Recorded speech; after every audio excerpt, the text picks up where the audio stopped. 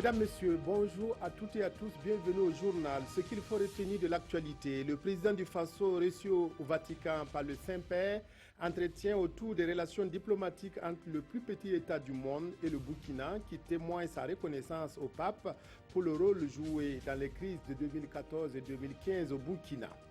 Donald Trump et Hillary Clinton ont confirmé leur inimitié à l'occasion du troisième et dernier débat télévisé qui s'est déroulé à Las Vegas. Le milliardaire candidat républicain a refusé de confirmer qu'il accepterait les résultats des urnes le 8 novembre prochain. Audience au Saint-Siège pour le président du Faso, Roch Marc Christian Kaboré, depuis hier à Rome pour s'entretenir avec le pape François. Les relations diplomatiques entre le Vatican et le Burkina figurent en bonne place dans les discussions entre les deux hommes. C'est aussi un voyage pour exprimer la reconnaissance du peuple burkinabé au souverain pontife. Reportage de nos envoyés spéciaux, Yacouba Gamene, Marguerite Douagneau. Une première depuis le président Maurice Yameogo qu'un chef de l'État burkinabé effectue une visite d'État au Saint-Siège. C'est un voyage de reconnaissance du président du Faso et pour traduire la gratitude du peuple burkinabé au souverain pontife pour les actions de l'Église au Burkina Faso durant la période difficile que le pays a connue. Merci au président du Faso d'avoir accepté donc faire le déplacement jusqu'ici au Vatican. Effectivement, à son initiative, le pape François a accepté donc de le recevoir pour une audience durant laquelle naturellement il sera question donc des intérêts communs aux deux États, mais surtout aussi un voyage de reconnaissance. Depuis 2015, le Burkina a un ambassadeur auprès du Saint-Siège et résident au Vatican.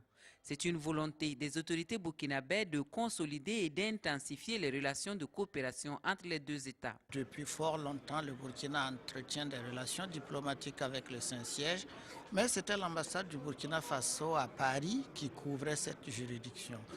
Maintenant, le gouvernement du Burkina Faso et les plus hautes autorités ont décidé de l'érection d'une ambassade résidente ici au Vatican. Cela, je pense, constitue un tournant décisif. Faut-il le rappeler, en 2007, il y a eu l'ouverture d'une nonciature sous le mandat du pape Benoît XVI au Burkina. Le chef de l'État burkinabé, Roch Marc Christian Kaboré, sera reçu ce jeudi 20 octobre 2016 par le pape François. Le président du Faso n'est pas venu seul au Vatican.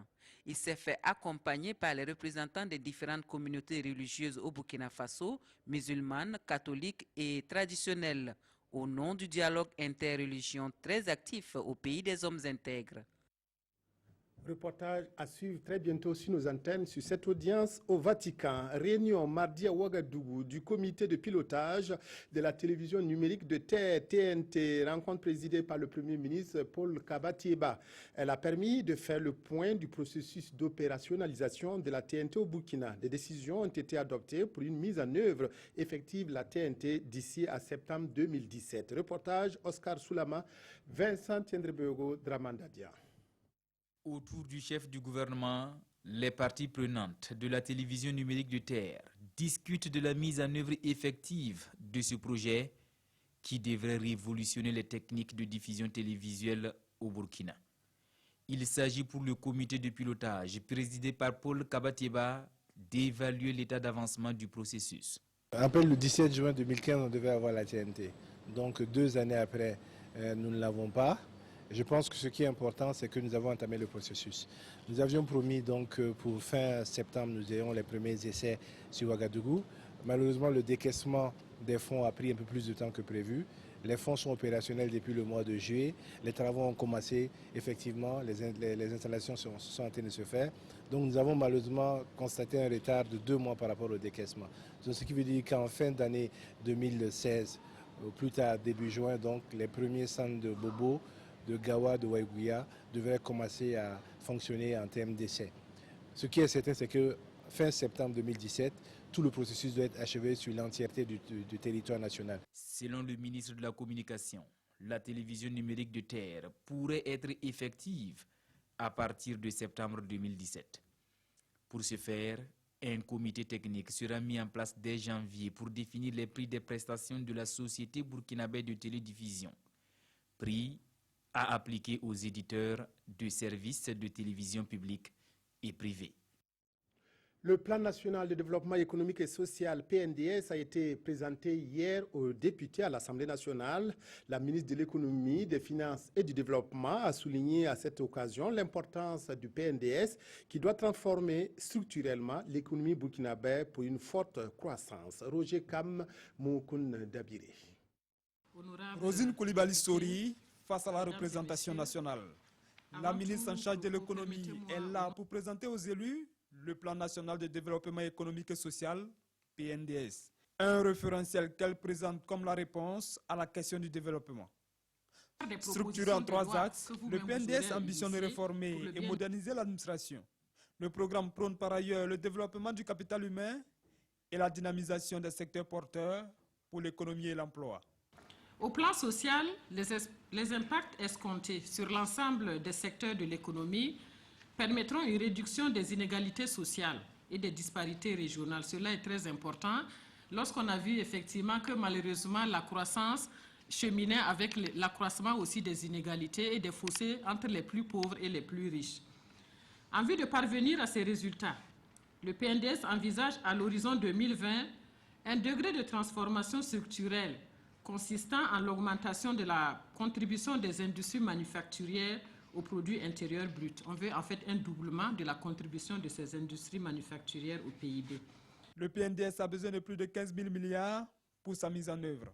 Et la ministre Sori sollicite l'accompagnement des élus à tous les niveaux. À tout moment, nous pouvons interpeller les ministres sectoriels et nous avons effectivement aussi le Premier ministre pour faire l'état de la nation sur tous les volets. Donc il y a plusieurs occasions qui s'offrent à l'Assemblée pour suivre et vérifier que le PNDS, en l'occurrence, est mis en œuvre conformément aux premiers engagements du gouvernement. La ministre de l'économie se prépare à défendre ce plan à la table ronde des bailleurs de fonds les 7 et 8 décembre prochains à Paris. Le gouvernement présente le PNDS comme un nouveau référentiel pour le développement du Burkina, mais surtout une réponse aux préoccupations et attentes des populations. Une vision partagée par les députés de la majorité qui qualifient le plan d'audace et de courage politique. Mais ceux de l'opposition le jugent peu réaliste. Reportage Roger Kam Moukundabiri. Pour amener le Burkina Faso au développement, le PNDS veut voir grand. Et ses prévisions sont à la hauteur de ses ambitions. En chiffres, le programme entend réaliser un taux de croissance annuel de 7,7% pendant 5 ans. Le nouveau référentiel prévoit la création d'au moins 50 000 emplois de 100 par an, avec pour conséquence la réduction considérable de l'indice de la pauvreté de 40,1% à moins de 35% à l'horizon 2020. Pour les députés de la majorité, le PNDS est la preuve que le gouvernement travaille à la construction d'un Burkina démocratique et prospère.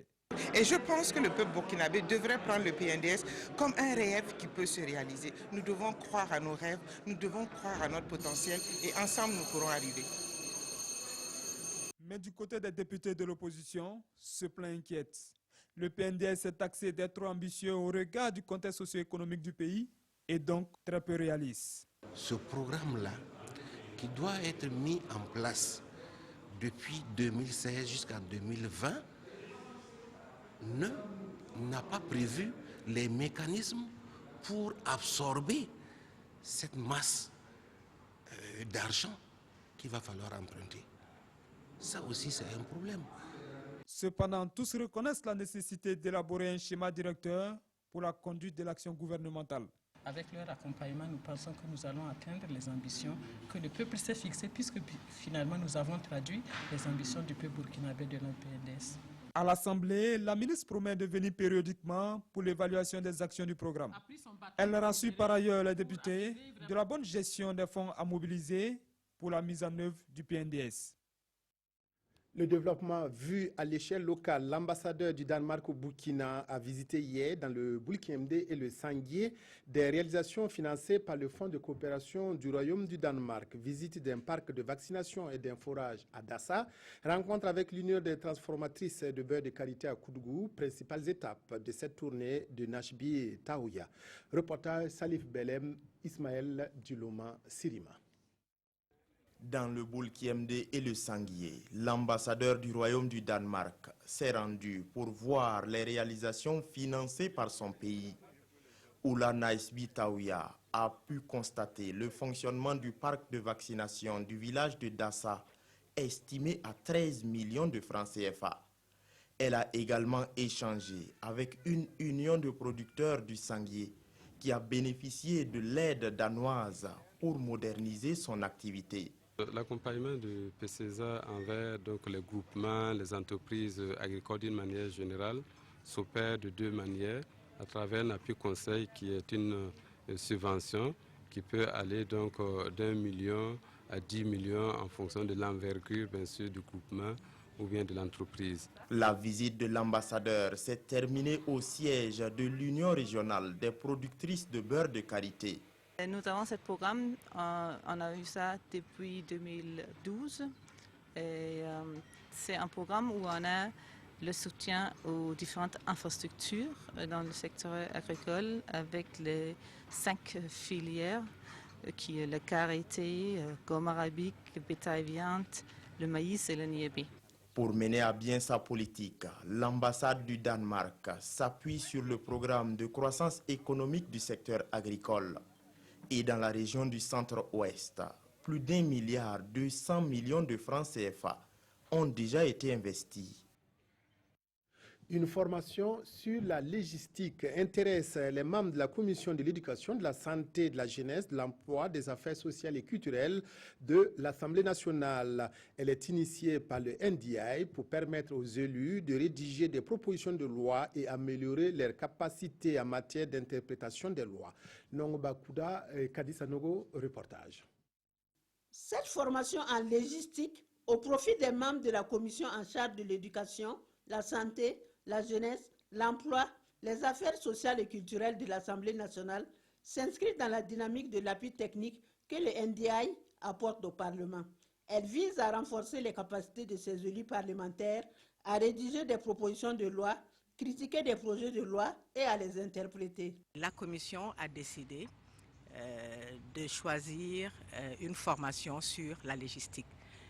Vous savez on aurait peut-être dû le faire pour tous les députés. C'est une fonction importante, ne serait-ce que du point de vue du suivi des lois, des projets de loi, mais aussi la capacité à produire des lois, à faire des propositions de loi. Pour les membres de la Commission de l'éducation, de la santé, de la jeunesse, de l'emploi, des affaires sociales et culturelles, cette formation revêt une grande importance. En tant que Parlement, on a besoin de cette formation pour pouvoir légiférer et surtout pour pouvoir faire les rédactions de lois en commission et en plénière. Donc nous pensons qu'avec cette formation que nous venons d'acquérir aujourd'hui, c'est une formation capitale pour les députés, surtout en cette 7e législature. Cette formation, qui a bénéficié du soutien financier de l'USAID, va permettre aux députés de cette commission de renforcer leurs compétences en matière de législation et apporter le mieux qu'ils peuvent aux populations.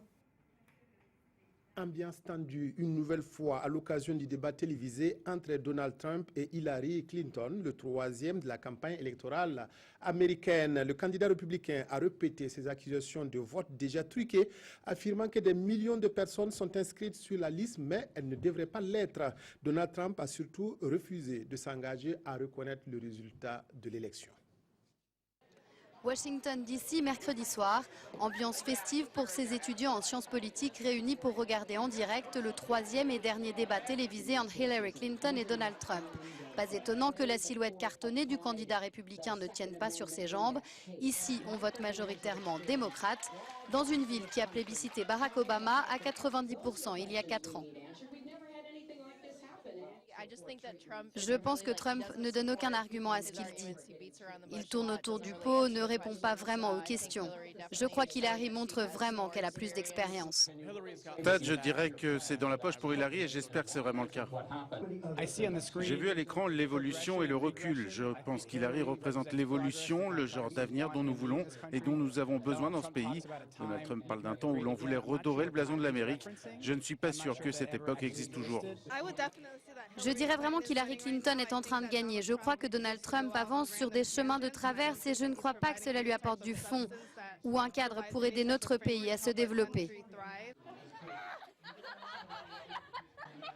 Trump est sorti de ce débat sonné, meurtri et battu dans les sondages. Seule une excellente performance ou un effondrement total de Clinton aurait pu inverser ses chances de gagner la Maison-Blanche. Ça ne s'est pas produit.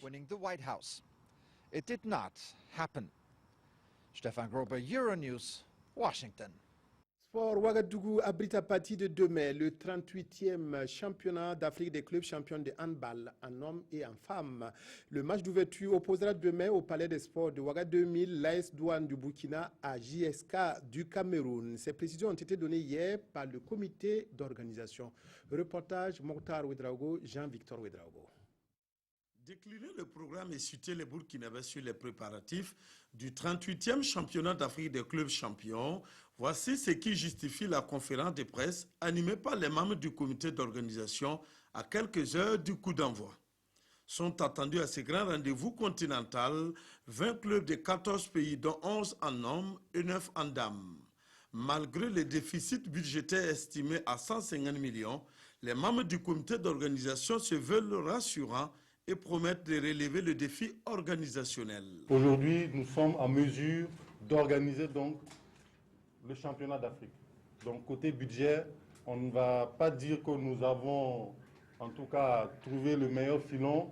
On a bouclé notre budget, mais ça ne va pas nous empêcher donc de tenir cette compétition. Pour que les gradins du Palais des Sports Ouagadougou 2000 ne soient pas vides pendant ces 10 jours de compétition, le comité d'organisation a fait part de sa stratégie de mobilisation.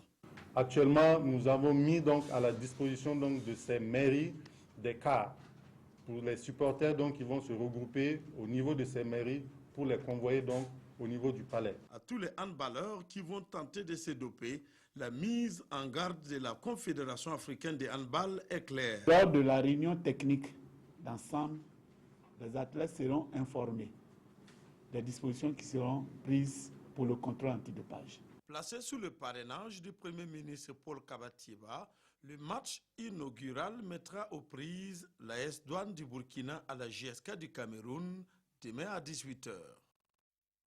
Et sport toujours, le tirage au sort des poules de la CAN 2017 au Gabon, surtout les chances des étalons, constitue un sujet de réflexion dans les quotidiens de ce jeudi. La crise née de la nomination d'un nouveau DG, directeur général au CNU, est aussi abordée. Abdoul Rasmane Zongo pour la revue de presse.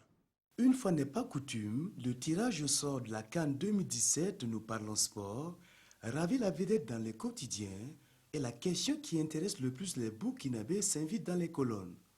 S'en sortira pas, en tous les cas, le Burkina Faso est logé dans la poule A en compagnie du Gabon au pays organisateur, du Cameroun et de la Guinée-Bissau. Et aujourd'hui, au façon de s'exclamer, il y a de belles empoignades de carnivores en vue pour parler du niveau général et à la fois difficile dans tous les groupes. S'agissant du Burkina, le journal soupire voire transpire. Le pari s'annonce difficile pour le sélectionneur Duarte. Puis aussitôt notre confrère respire. En évoquant Afrique du Sud 2013, on arrive de nouveau, comme pour rappeler que le vice-champion 2013 peut réhabiliter son statut et son estime d'antan. À condition, prévient le journal Le Quotidien, de relever son quotidien de jeu, le niveau de jeu, oui, de rééditer la combativité et la solidarité qui faisaient la force des étalons au pays de Mandela. À défaut de cela, complète l'observateur, ça ne va pas être de la balade. En réalité, analyse l'Obs, ce sont les défaillances intrinsèques des étalons qui demeurent leur adversaire numéro 1 et non la force de leurs adversaires suscités. En attendant ces joutes sportives en perspective, intéressons-nous un instant à d'autres passes d'armes cette fois-ci judiciaire, à la une de notre temps, entre responsables entrants et sortants du CNU, institutions en crise. C'est tout pour cette édition. Merci de votre aimable attention à la RTB. Excellent après-midi à toutes et à tous.